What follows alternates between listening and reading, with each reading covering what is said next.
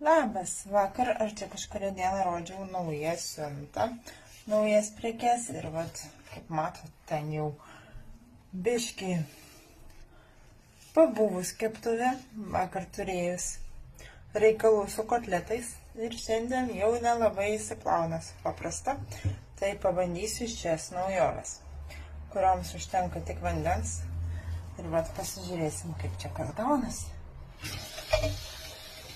Bandom iš karto su ta puse, kuri yra švitrinė.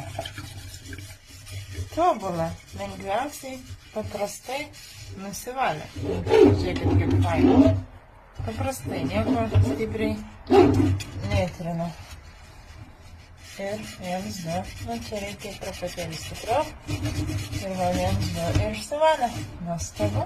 Ir nereikia jokių papildomų priemonių, tik vandens. Tai va, išsiplaunam.